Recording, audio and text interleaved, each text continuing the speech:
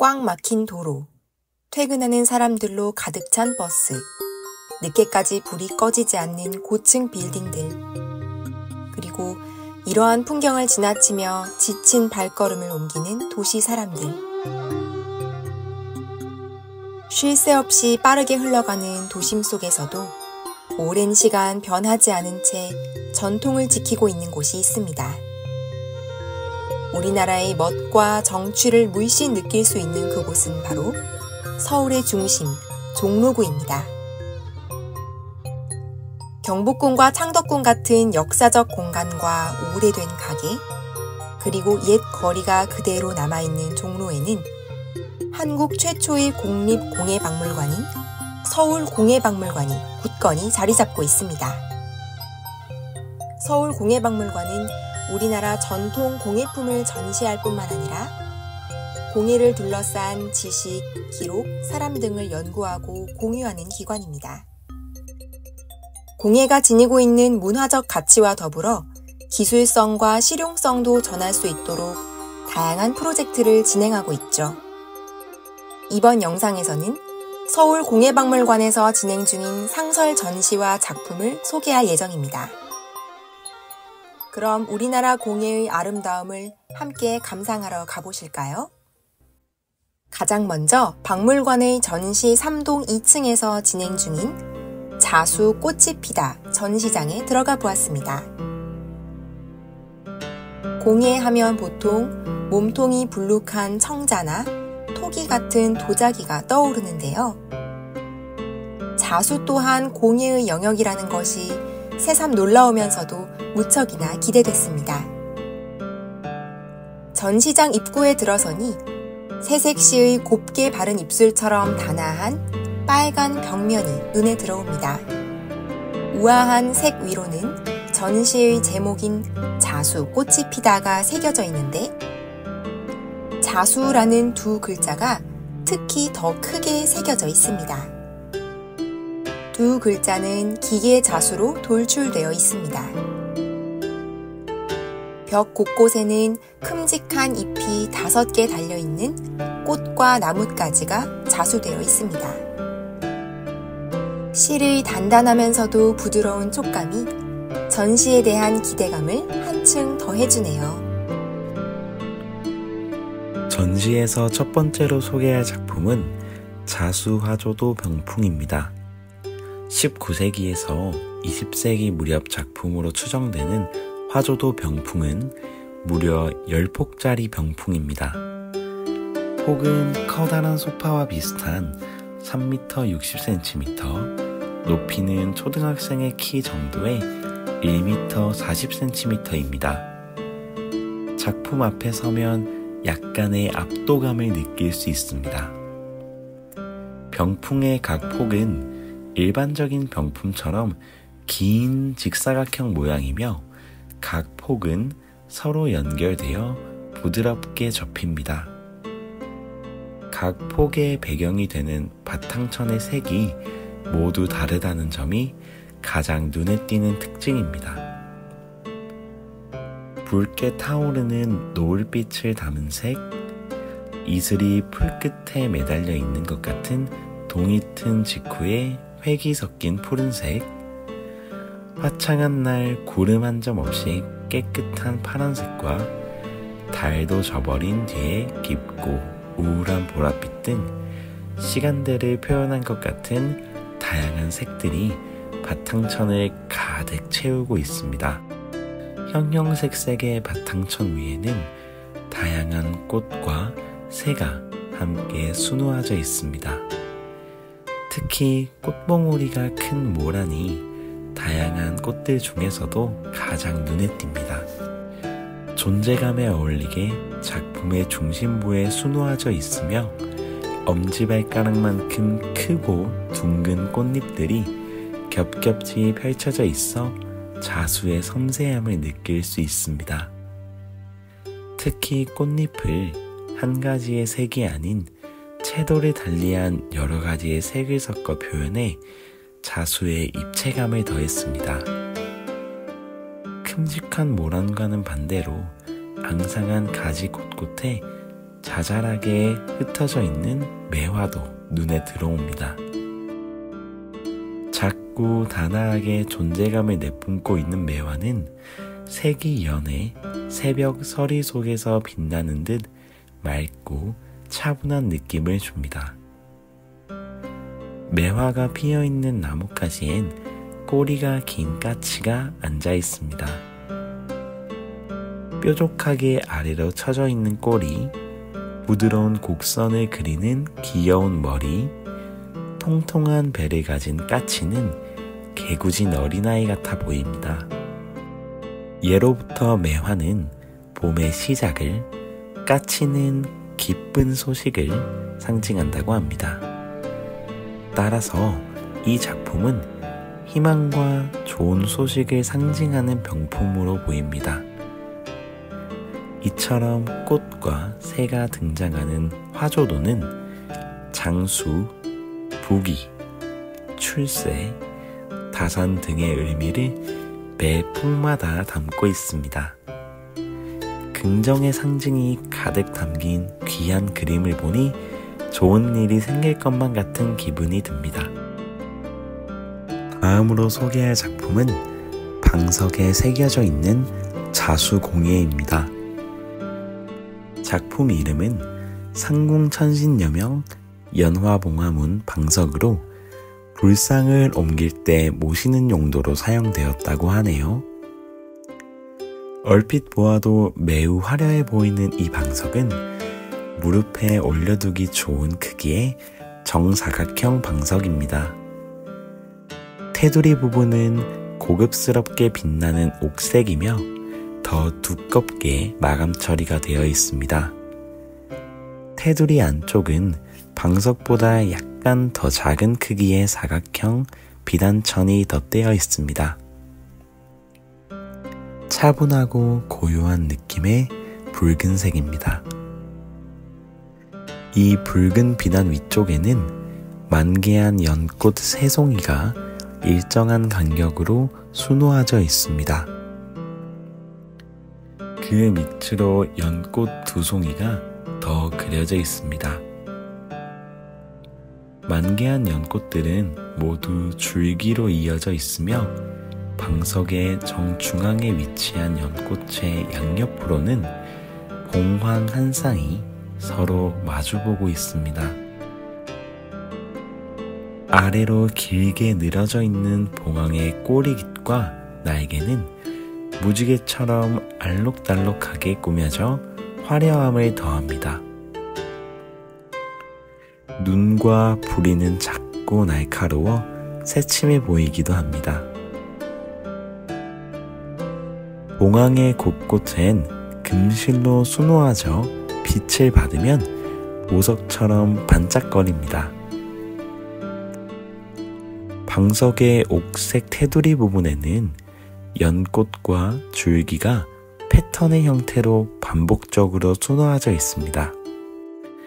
비어있는 공간 없이 그림으로 가득 찬 이 방석을 자세히 살펴보니 하단에 아주 작은 글씨가 적혀 있습니다. 옛 한글로 상궁청신여 이민생 리씨 정희행 생전무 병소원 사후 왕색 극락 발언이라고 수놓아져 있습니다. 정희행이라는 법명을 가진 신자가 건강하게 살다가 극락에 가길 기원하는 뜻이라고 하네요. 자세히 들여다볼수록 발견되는 자수의 섬세함에 감탄하게 되는 작품이었습니다. 전시동의 2층에서 3층으로 올라가면 또 다른 상설 전시인 보자기, 일상을 감싸다를 감상할 수 있습니다. 자수의 화려함으로 눈을 사로잡았던 2층과 달리 3층은 전체적으로 차분한 베이지 톤이라 가볍고 산뜻한 느낌을 받을 수 있습니다. 전시장으로 들어서자 국문학자이자 소설가인 이어령 작가의 책 보자기 문명론의 문구가 가장 먼저 눈에 들어옵니다. 가방에 붙어 다니는 동사는 넣다와 매다뿐이지만 보자기는 이렇게 싸다, 매다, 가리다, 덮다, 깔다, 들다, 이다, 차다와 같이 가변적으로 복합적인 무수한 동사들이 따라다닌다. 어떤가요? 많은 동사들이 들어간 이 한 문장으로 보자기가 얼마나 다양한 용도로 쓰였는지 알 수 있었습니다.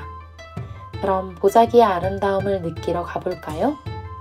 첫 번째로 만나볼 보자기는 인문 보자기입니다. 길이가 농구선수의 키 정도인 2m나 되고 폭이 180cm인 거대한 직사각형 보자기입니다. 네 모서리에는 보자기를 묶을 수 있는 기다란 천이 덧대어져 있습니다. 보자기는 크게 테두리, 테두리 안, 그리고 중앙의 원으로 나뉠 수 있습니다. 작품에서 느껴지는 압도감은 넓은 면적에서 오는 것도 있지만 보자기에 새겨진 문양과 그림도 한 몫을 하죠. 테두리 부분은 구불구불한 미로처럼 생긴 패턴으로 빈틈없이 채워져 있습니다. 테두리 안쪽은 총 8송이의 연꽃이 일정한 크기와 간격으로 중앙의 원을 중심으로 둘러싸고 있습니다. 연꽃의 꽃봉오리는 모두 바깥쪽을 바라보고 있어 마치 외부의 적들로부터 중앙의 원을 보호하려고 하는 보디가드를 연상시킵니다. 보자기 정중앙의 원 안에는 마주보고 있는 봉황 2마리가 그려져 있습니다. 봉황은 두 날개를 시원스레 펼치며 주둥이를 가까이 맞댑니다.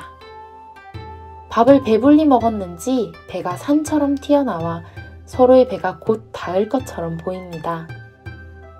볼 부분의 깃털이 붉은색을 띠어서 굉장히 풍족하고 행복해 보이는 한 쌍의 봉황입니다. 자세히 살펴보니 오른쪽 상단에 반시계 방향으로 금술우지와 종고락지라는 한자가 적혀 있습니다.